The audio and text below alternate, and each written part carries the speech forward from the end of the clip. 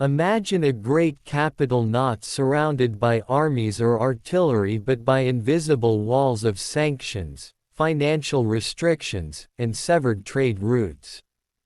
Picture a war machine that once looked invincible now struggling to breathe, cut off from its lifelines piece by piece.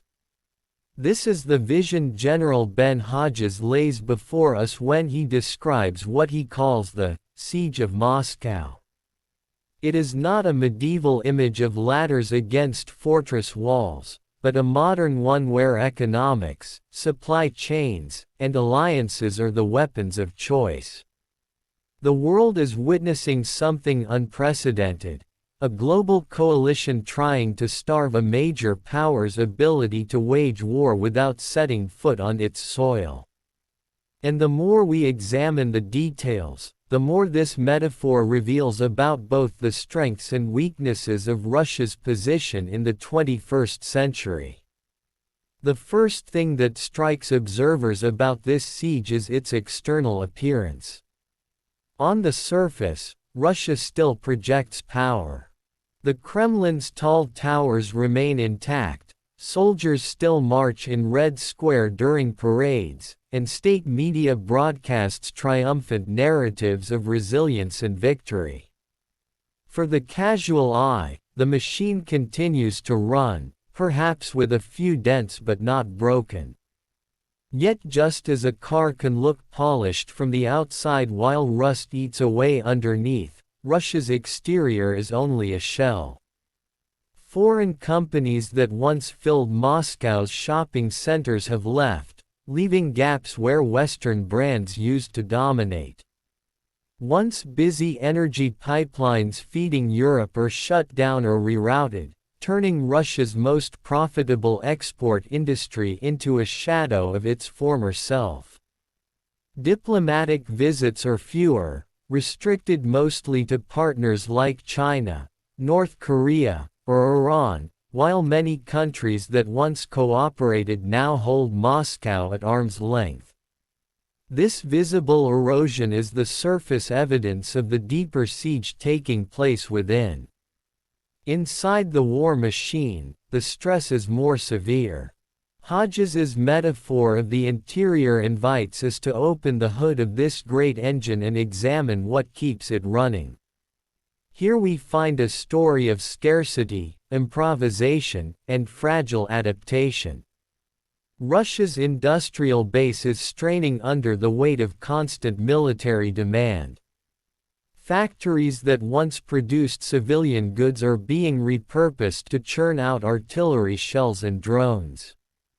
Production lines are working overtime, but many rely on outdated equipment that cannot match the quality or volume of Western counterparts. Worse still, sanctions prevent the easy import of crucial components. Semiconductors, advanced optics, and precision machinery are all restricted, forcing Russian industries to search for smuggled parts or lower-quality substitutes. This is like trying to repair a luxury car with spare parts from a junkyard. The vehicle may move, but it won't perform at the same level. The interior also reveals the human cost of sustaining this war machine.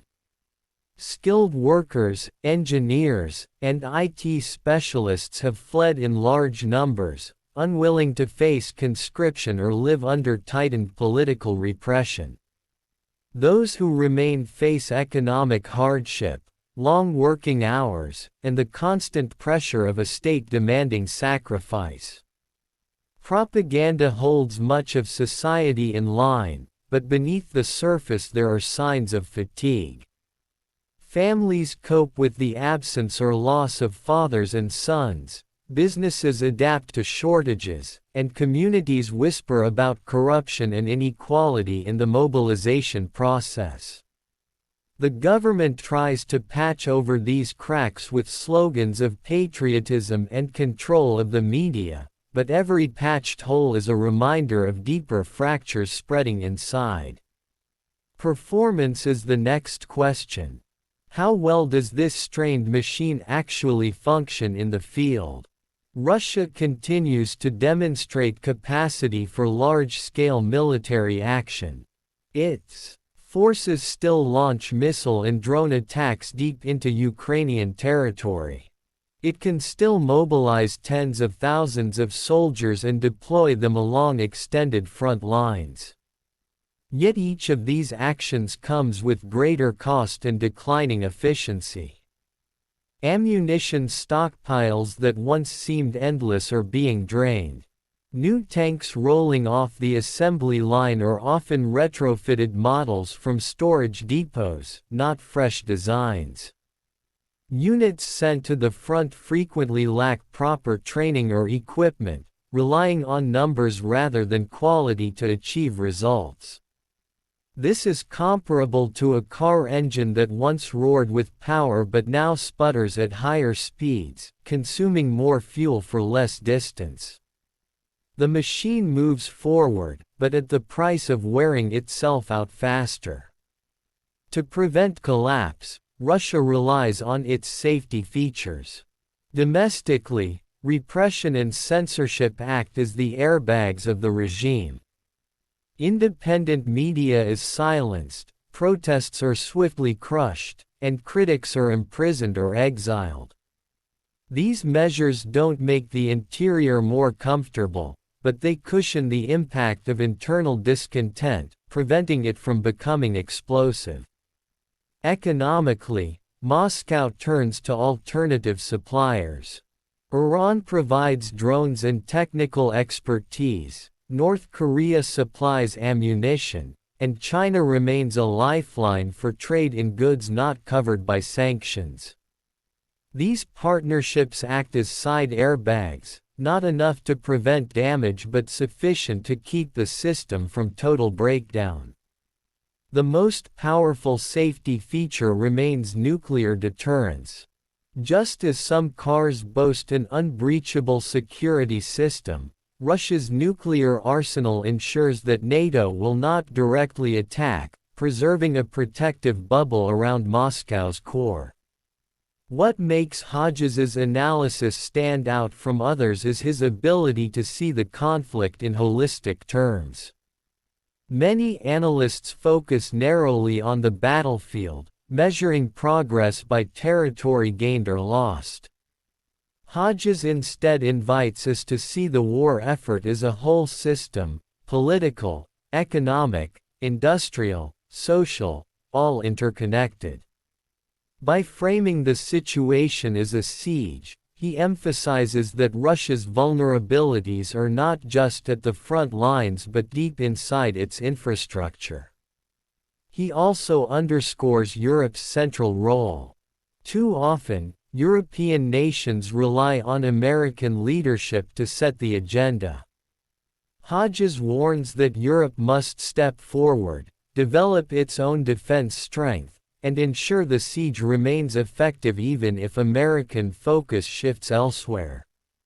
This is not just military advice but strategic foresight about long-term stability on the continent. The cost of this strategy, however, cannot be ignored. Russia pays the heaviest price. Its economy shrinks, its reserves dwindle, and its society bears the burden of mobilization and loss. Over time, the war machine will degrade further, perhaps irreversibly. But the coalition sustaining the siege also bears costs.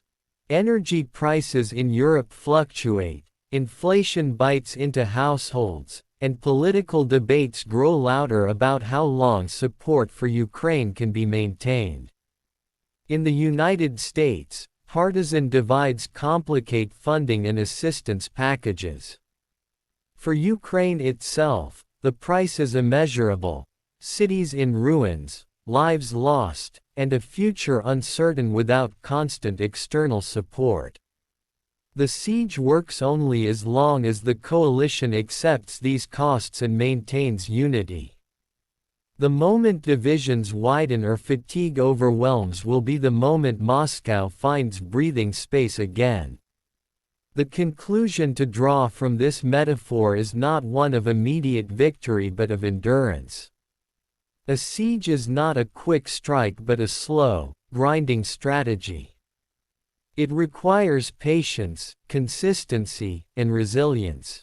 Moscow may not yet appear to be collapsing, but the steady tightening of supply lines, the erosion of industrial capacity, and the draining of financial reserves all point to a gradual weakening. The challenge for Russia is whether it can adapt fast enough to offset these pressures, and the challenge for the West is whether it can remain united long enough to ensure the pressure achieves its goal. This is a contest of staying power more than firepower. To appreciate how deep this siege reaches, one must explore not just statistics of production or battlefield maps but the human dimension inside Russia.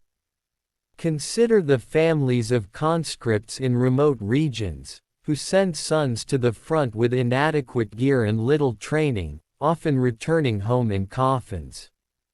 Consider the small businesses in cities struggling to adapt to shortages, replacing Western goods with lower quality substitutes from Asia. Consider the students leaving for Europe or Central Asia, unwilling to tie their future to an increasingly closed system. Each of these stories adds weight to the siege, showing how the machine may still run but at the cost of grinding down the very people who keep it alive. The siege also extends into information space. While physical supply chains are targeted, so too are networks of truth and narrative. Russia's control of domestic information is tight, but internationally, its narratives struggle against coordinated Western messaging. Disinformation campaigns reach audiences abroad, but fact-checking, investigative journalism, and diplomatic communication limit their impact. In many ways, the information battle is another wall of the siege, restricting Russia's ability to present itself as a normal, legitimate power on the global stage.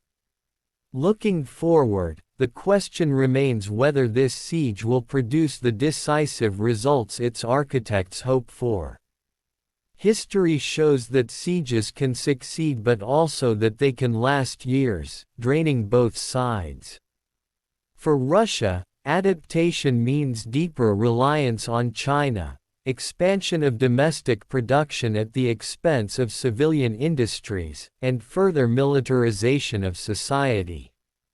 For the West, success requires consistent enforcement of sanctions, closing loopholes in trade, and maintaining domestic political will. Neither path is easy. Yet the metaphor of the siege emphasizes that the outcome will be determined less by dramatic breakthroughs and more by the quiet grind of pressure over time.